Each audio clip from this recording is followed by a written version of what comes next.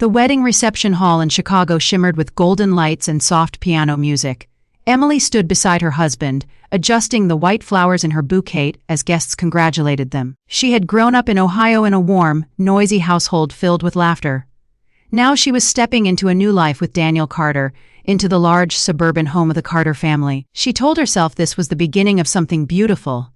The first morning in her new home arrived quietly. The neighborhood outside was calm, lined with maple trees and trimmed lawns. Emily woke before sunrise, wanting to make a good impression. She slipped out of bed and went downstairs to the kitchen. Margaret Carter, her mother-in-law, was already there, dressed neatly as always. "You're up," Margaret said, her tone neutral. "I thought I'd make breakfast," Emily replied gently. Margaret watched as Emily scrambled eggs and toasted bread. Daniel walked in, kissed his mother on the cheek, then sat at the table. Margaret tasted the eggs. "Daniel prefers them less salty." Emily's smile faded slightly. "I'll remember that." At dinner that night, Daniel's younger sister Ashley raised an eyebrow. "So, Emily, are you planning to keep working? Or are you going to focus on being, a Carter wife?" The table went quiet. "I love my job," Emily said softly. "But I'll balance both." Margaret folded her napkin. "Family always comes first in this house." The pressure began quietly, almost politely. Comments about how the laundry was folded. Remarks about how she decorated the living room. Subtle comparisons to how things have always been done. Daniel rarely argued. He would squeeze her hand under the table and whisper later, "Just give it time." Weeks passed. Emily worked full-time at a marketing firm downtown while managing the house. She rushed from the train station every evening, heels clicking on pavement, mind racing through unfinished tasks. One night she arrived home late because of a client presentation. Margaret was waiting in the living room. "In this family we eat dinner together," she said. "I'm sorry. I had an important meeting." Margaret's expression hardened. Career ambition shouldn't overshadow family responsibility. Daniel sat on the couch silent. That silence hurt more than the criticism. Months later, Emily found out she was pregnant. She cried in the bathroom, holding the positive test in shaking hands, tears of fear and joy mixed together.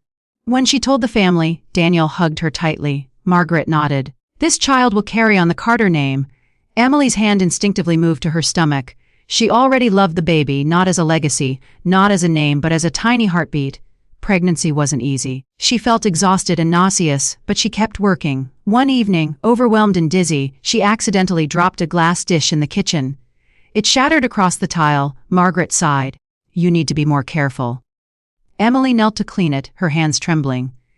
Daniel stepped forward but stopped when his mother gave him a look. The baby was born in a hospital overlooking Lake Michigan during a heavy snowstorm. A girl. Daniel smiled softly, but Margaret's reaction was restrained. "Well," she said carefully, "maybe next time?" Emily held her daughter close, whispering, "You are perfect." After returning home, the criticism intensified in subtle ways. "You're spoiling her by holding her too much. You should lose the baby weight soon. You shouldn't let your career distract you from motherhood." Daniel worked longer hours. He said it was for the family. Emily felt more alone than ever in a house full of people. Late at night, while rocking her daughter in the dim nursery light, she cried silently. She missed her parents in Ohio. She missed feeling valued. One evening, after being told she wasn't managing the house well enough, something inside her finally broke. "I am trying," Emily said, her voice shaking. "I'm trying every single day," Margaret replied coolly. "Trying isn't always enough." That night, Emily sat at the kitchen table long after everyone had gone to bed. The American flag outside fluttered faintly in the cold wind. She thought about the promise of independence she'd always believed in, the idea that in America, you could build your own life. She wrote a letter. She didn't threaten to leave. She didn't shout. She simply wrote the truth.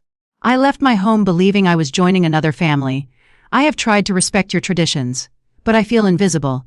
I feel like no matter what I do, I will never be enough. I don't want my daughter to grow up thinking her mother's silence is strength." The next morning, she left the letter on the dining table and took her daughter for a walk through the snowy neighborhood. Margaret found the letter first. As she read, her posture slowly changed. The firmness in her expression softened. Daniel came downstairs and read it too.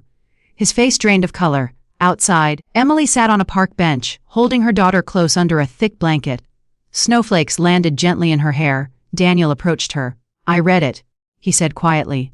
She didn't look at him immediately. "I was afraid of disappointing my mom," he continued. "But I've been disappointing you." Emily's voice trembled. "I never asked you to choose. I just wanted you beside me. Margaret walked toward them slowly. For the first time, she sat next to Emily instead of standing above her. I thought being strong meant being strict, Margaret said softly. I forgot what it feels like to be new, to be alone. Emily looked at her, unsure. Margaret touched her granddaughter's tiny hand. She deserves a home, filled with love, not pressure. It wasn't a dramatic transformation, there were no grand speeches. But something shifted that day. Daniel began coming home earlier. He spoke up during conversations. Margaret started asking instead of commanding. Ashley apologized awkwardly one evening. Months later, laughter filled the Carter home more often. Emily stood in the backyard one summer evening, watching her daughter toddle across the grass under a wide American sky glowing pink and gold. She realized something important. Her sadness had not made her weak. It had shown her strength. She had not needed to leave to be heard. She needed to speak. And as she lifted her daughter into her arms, she whispered, "You will grow up knowing your worth. And so will I." The camera slowly pulls back from the quiet suburban house in America, where a daughter-in-law who once felt invisible now stands firmly in her place, not as an outsider, but as family.